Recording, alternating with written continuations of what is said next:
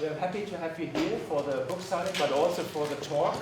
I think you will talk a bit about the development, how all that kind of came together over the last couple of years. We had Alec over here in 2008 for a major, not a retrospective, but a kind of survey show of 3 projects. There were actually 3 books already, and we are happy that we still have found some copies of Niagara here.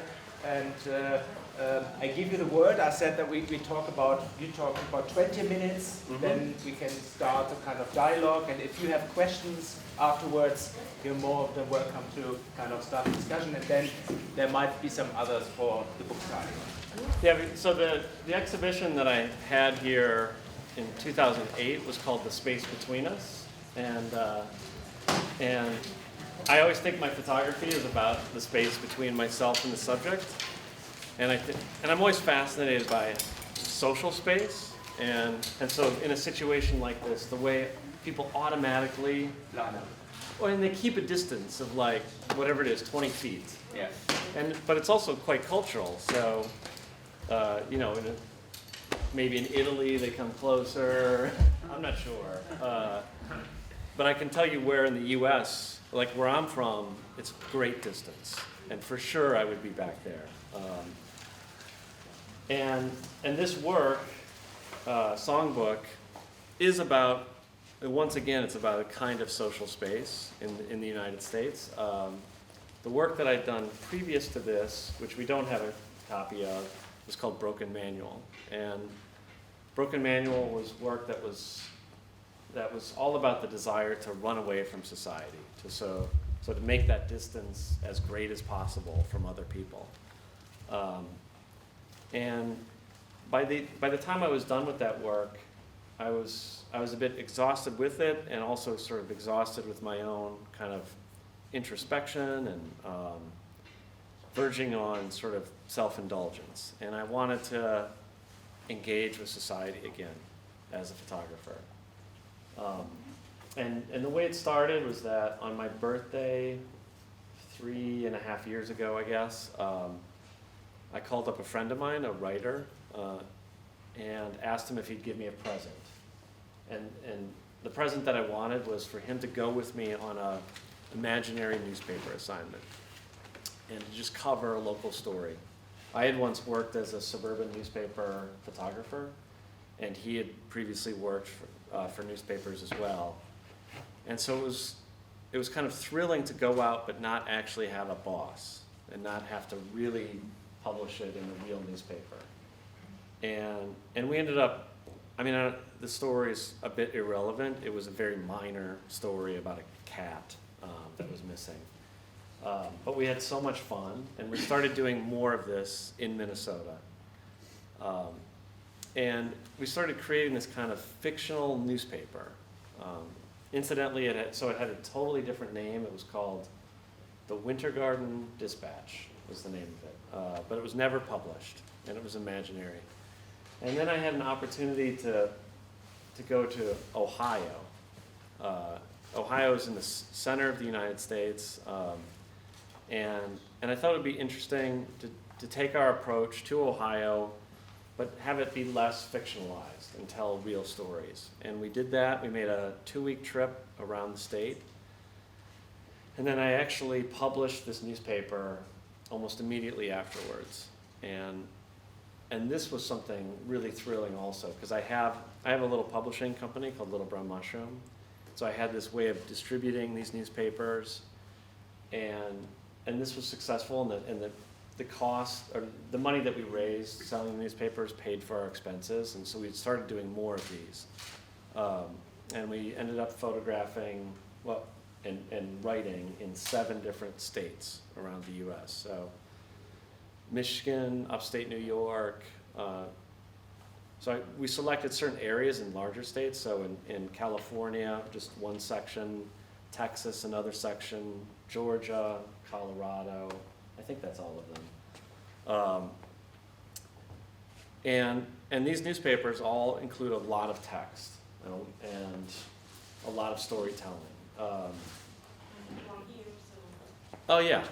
Oh, that's good. Thank you. That's helpful. So this is the Michigan Dispatch. This is the third one.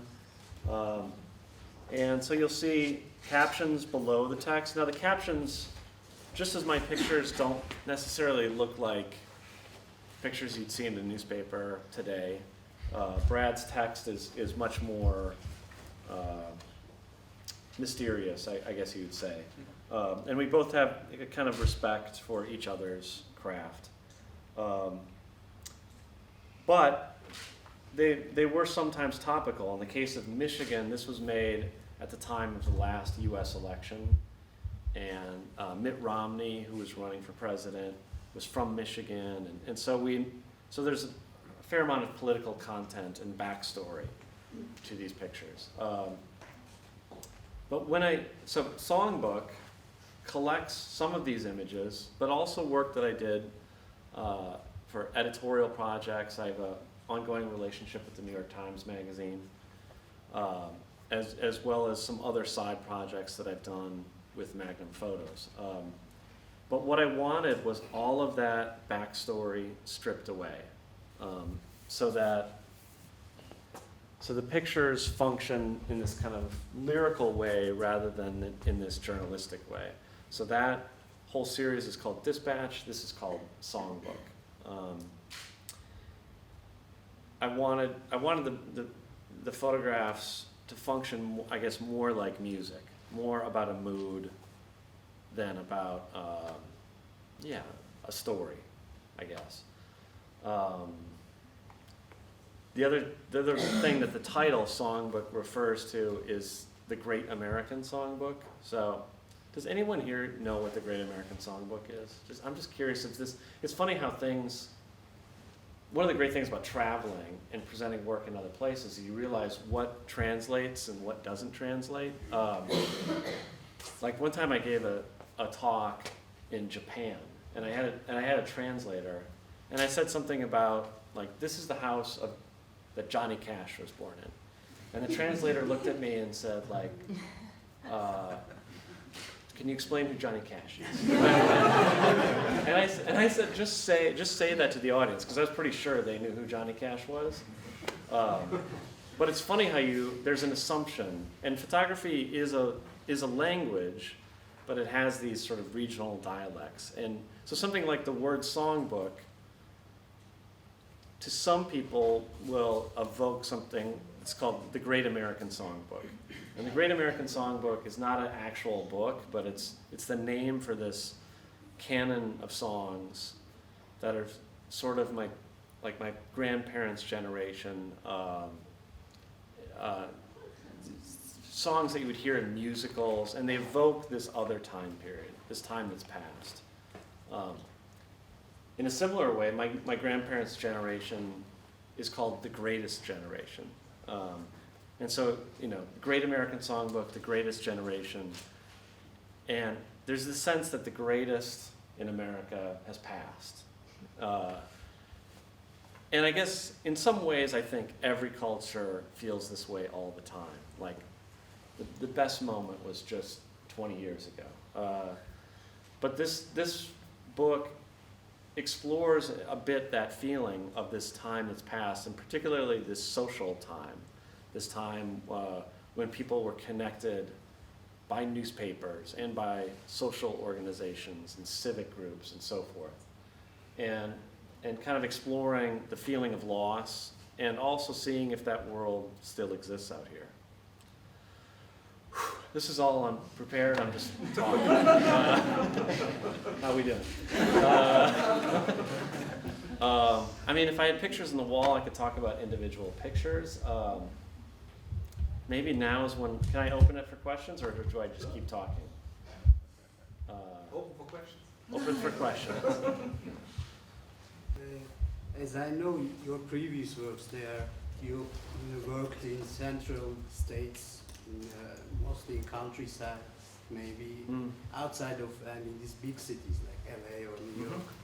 So I wonder if you find it more suitable to your expression to work in these kind of places in countryside. If you find it more kind of these encounters more suitable there. In some ways. I mean, so in the songbook, actually, surprisingly big cities are represented, just not Los Angeles and New York, but Houston, Denver, San Antonio, Detroit, trying to think what else. Albany is not so big, but there are fairly large cities involved, and because with this work, I really did want to break out of the reliance on that, and some of that was intentional because I have the things that I'm interested in, but as I traveled, particularly for the dispatch, I needed to open it up so that it wasn't just purely my way of looking at the world. But it might be somewhat mysterious. Is there a copy? So like, I'll give you an example that might be surprising, if I can find it. Oh, yeah. So like this picture right here, that's actually made on the campus of Facebook. So this is right in Silicon Valley. Now it may or may not look like an urban setting or what have you. So in the dispatch, again, there's a story about that. But in the case of this, you have to go to the back of the book and look very closely to even see where that picture was made. So my selection for the songbook pictures was really based on this, on the pictures themselves. I wanted the strongest pictures and the pictures that functioned musically in this sequence rather than information. Mm. Your pictures of people, do you just go there and let them be and take a picture, or do you set up your scenes? Yeah, I mean it's a common question with that's a hard thing to answer because it changes from situation to situation. So in my earlier work, like Niagara, I'm using a big camera and I'm working alone, and generally what happens is, I'm driving along and I see someone, and then I stop and approach them and ask permission, and then get my camera, and then set it up. And in the time that all that's happening, I see like, oh, that wall over there is good, and maybe take off your hat. And so it's set up in a way, but it's not like I hired an actor, and but it's in between. And I always equate that to being like a family portrait, where it's not spontaneous. You tell little Johnny, to stop smiling or stop, doing this or what have you. And so it's posed, but it's not exactly staged. Songbook, there are pictures that work like that, but there are other pictures that are truly like fast-moving journalistic pictures. So Steve's another example. One of my favorite pictures. Let's find it. So like this picture right here of this young cowboy who looks like James Dean. You know James Dean? He's actually dancing while that picture was made. So he's on the dance floor. It looks like it could be a pose picture, but it's not really at all. I was finally able to work that way because in this book, I'm working with a portable camera and a flash. Now the questions are coming. Yeah. Then I have two questions. Oh, yes. One is giving the photograph that you take. There's a picture, I think it's from Broken Manual. There's this guy naked inside a pond. Yes. And how did you get him naked inside the pond? Right. Yeah. I mean, in that case, let's see. I mean, it was after a long day, and in the case of that project, I had filmmakers following me around too. I saw the movie. Yeah. So you see the movie, you never really see that move from into the pond.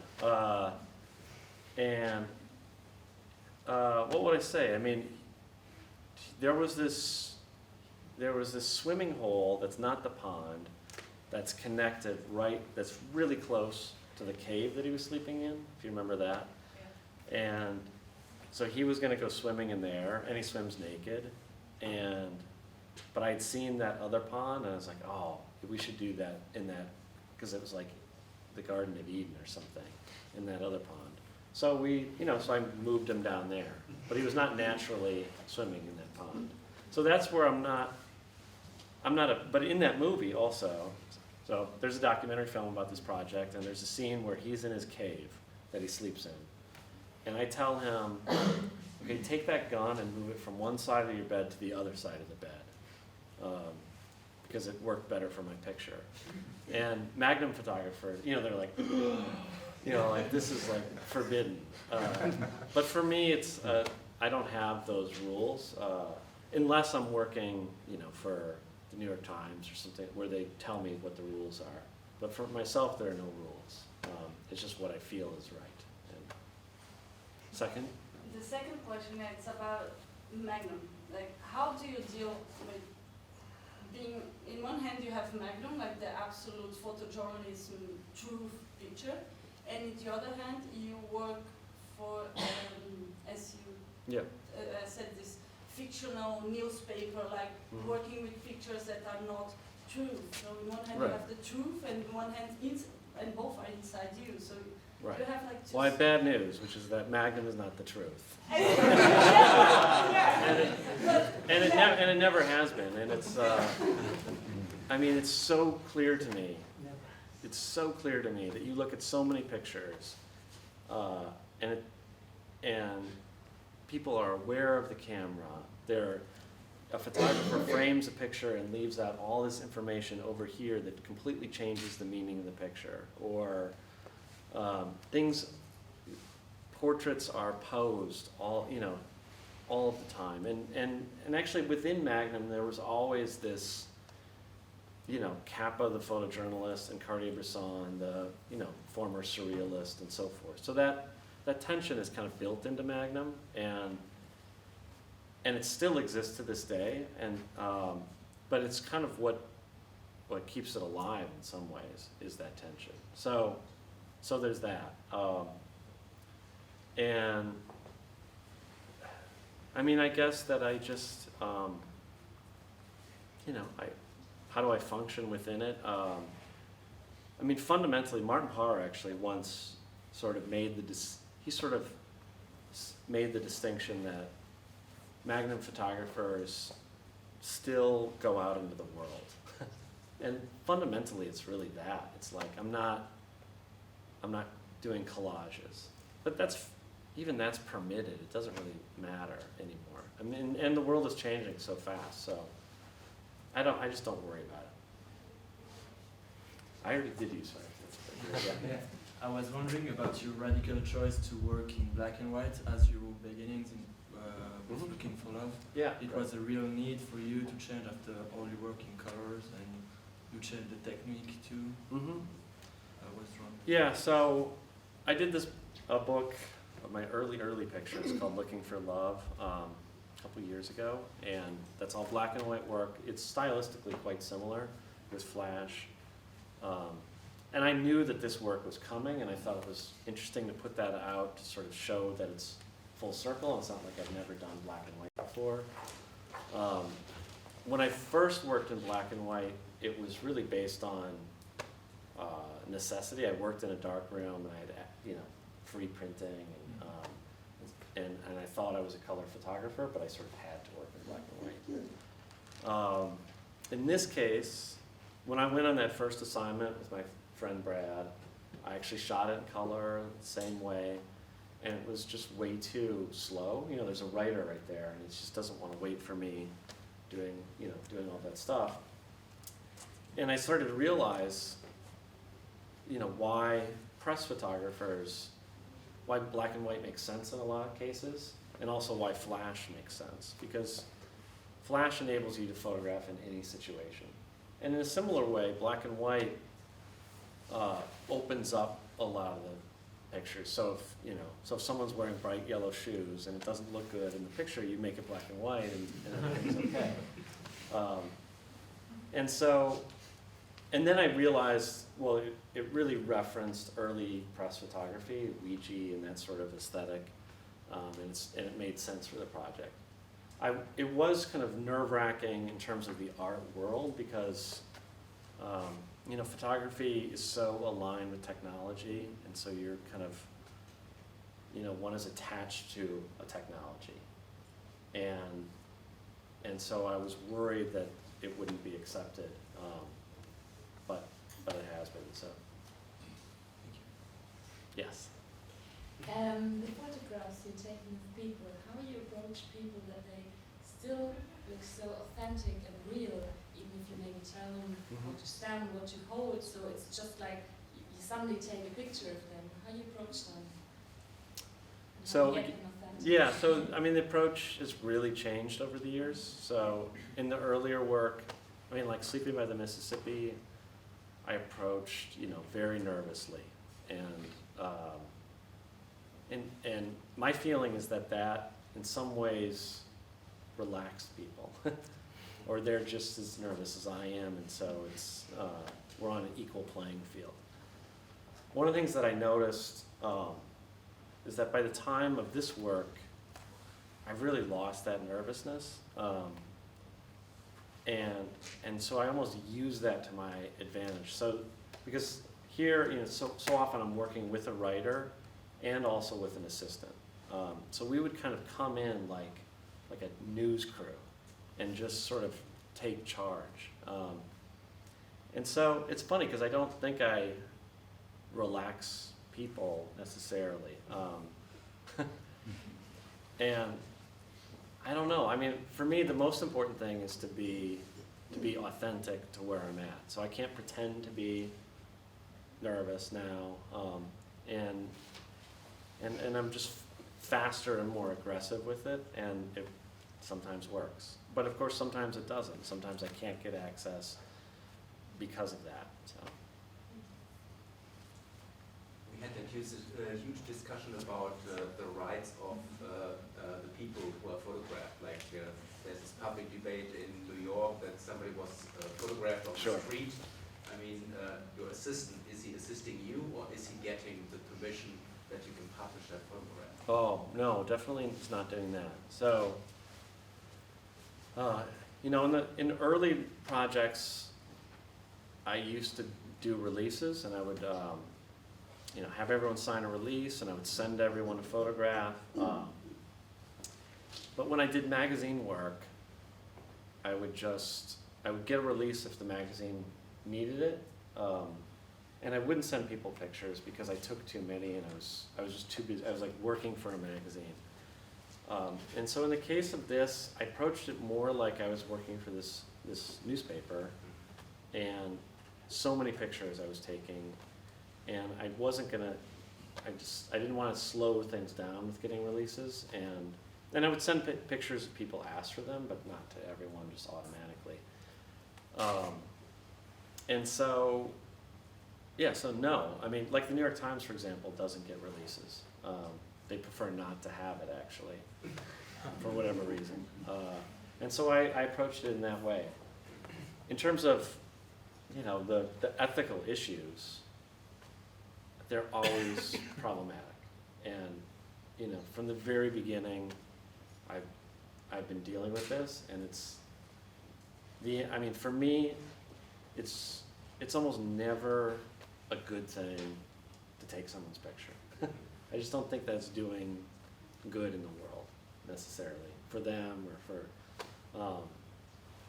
and so that's a problem. But I don't think I'm doing huge harm, So why do you do it?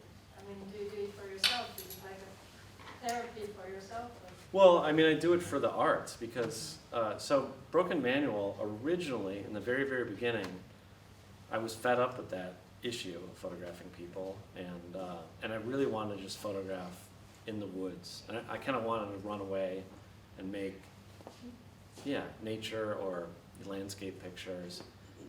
and then it became really boring and dull, and I needed the energy of portraiture, which is actually how I got involved in portraiture, because when I was in college, when I started photography, I never photographed people because I was too terrified to do it.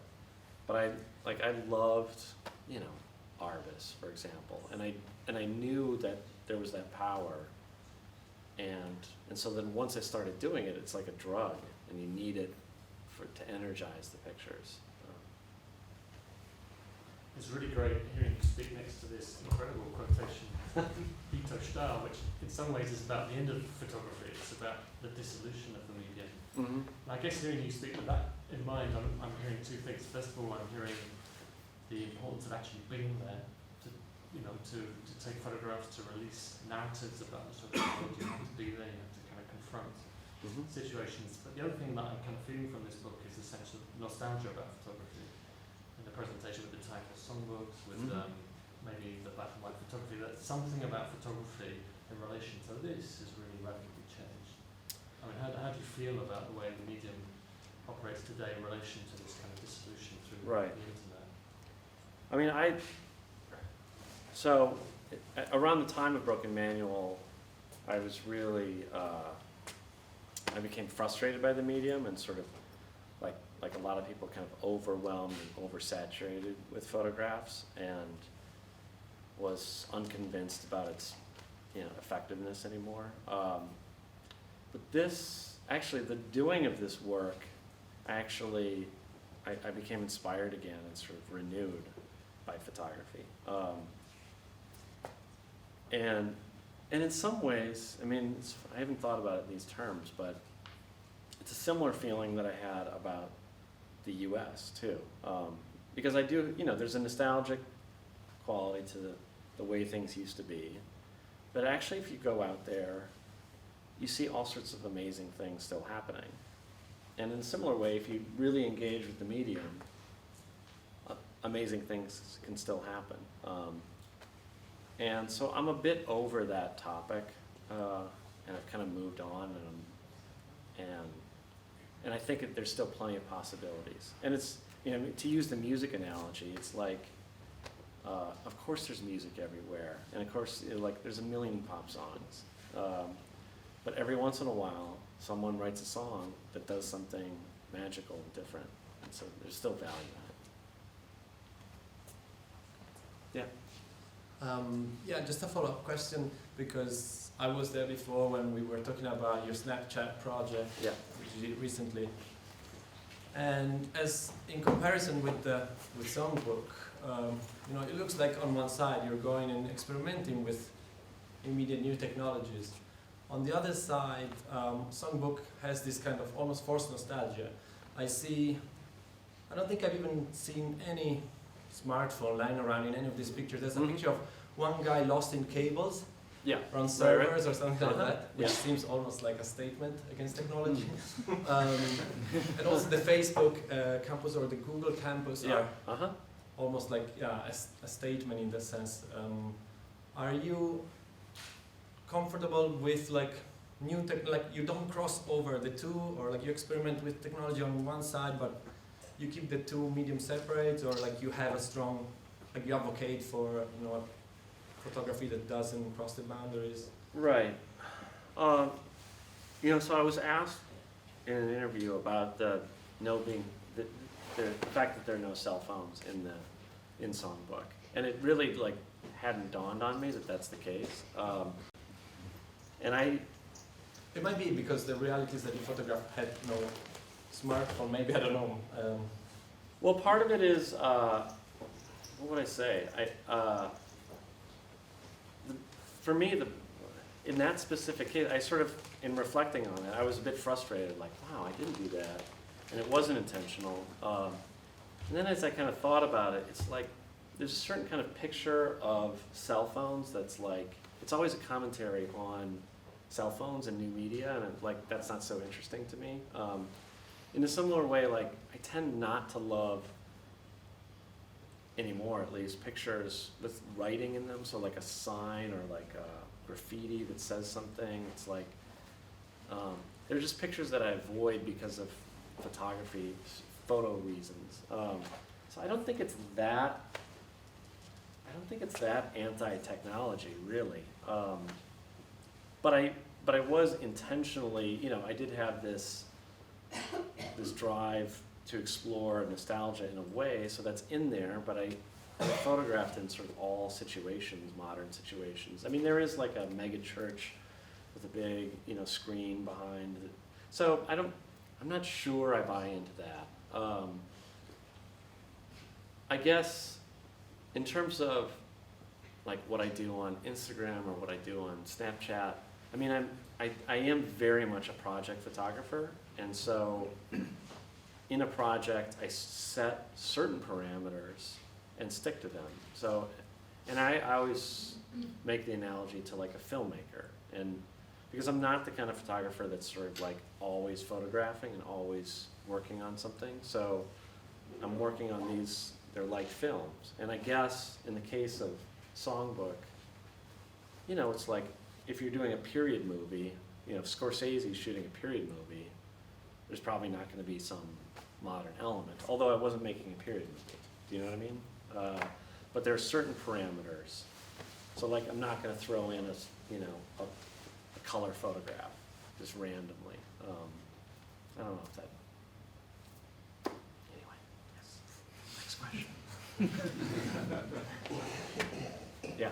I assume that the pictures of the songbook are one selection of many pictures that you took during your journey. Yes. And I wondered, how was the selection process for you, or how did it happen?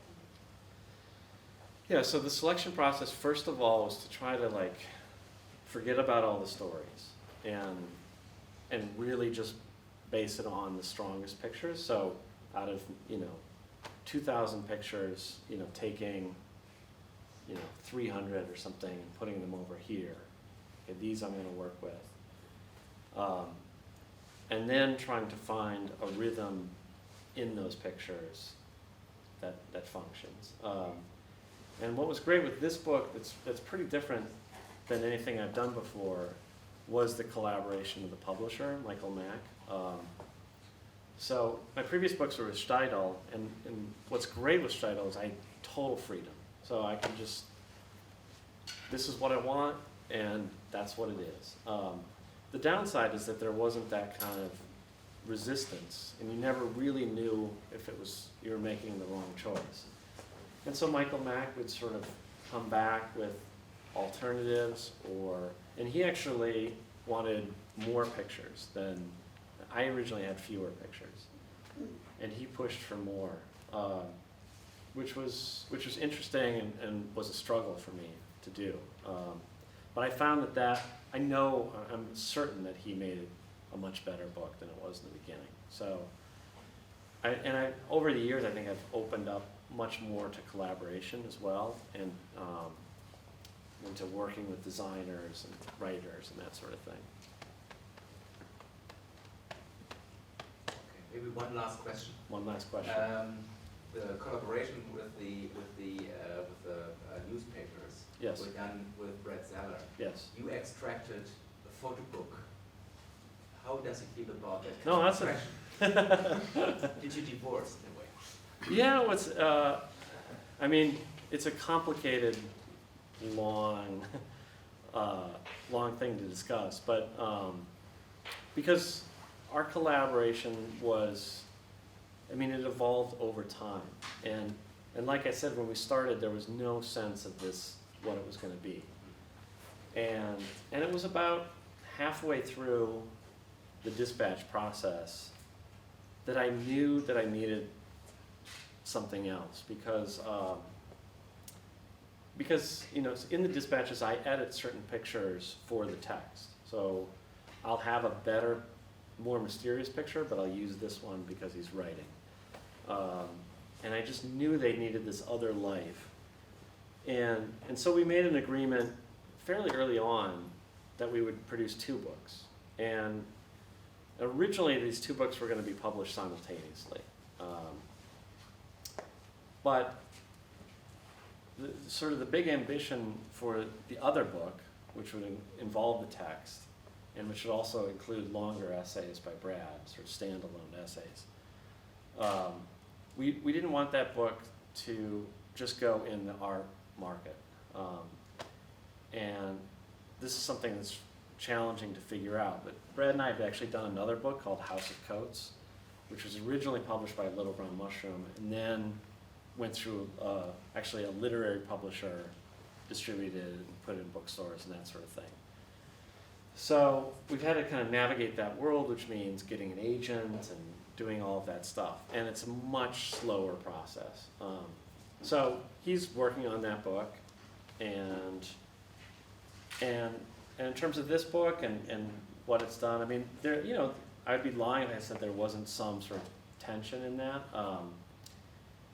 And it's the unique thing about photography is that it can function all the time in these different contexts. So, you know, if you see the Paul Strand show and you have these books, you know, a couple books which have tons of text, but invariably, like what you remember are those 2 or 3 pictures from each project.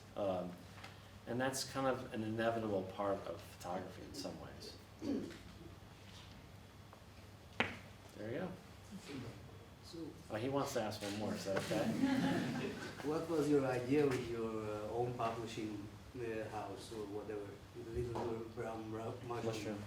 So, I mean, it was to take more control of your work, or just to kick out the asses of the publishing houses? Or No, it was neither of those, because like I said, so I was a Steidl, I had total freedom. I mean, there's nothing to complain about. Well, very little to complain about. So it wasn't that. I really just, in the beginning I published, the first thing I did was called Last Days of W, and I wanted to make something really cheap in that case. And we made 10,000 of them and very cheap. And that got me excited about self-publishing.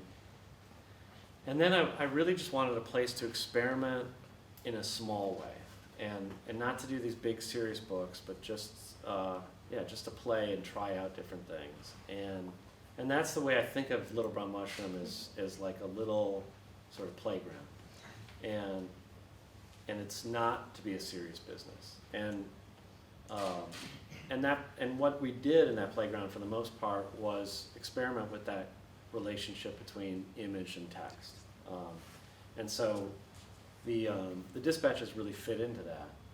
Songbook, I wanted to have real distribution, real print quality, all those things that are difficult to do that you need a real publisher for. And going forward now, Little Brown Mushroom, I'm on hiatus from printing anything, because I'm more excited now to experiment with education and with sort of live events, so going in a totally different direction. All right? That's a nice outlook. What's that? That's a nice outlook where it will go. Yeah. And Good. thank you very much for. Thanks so much.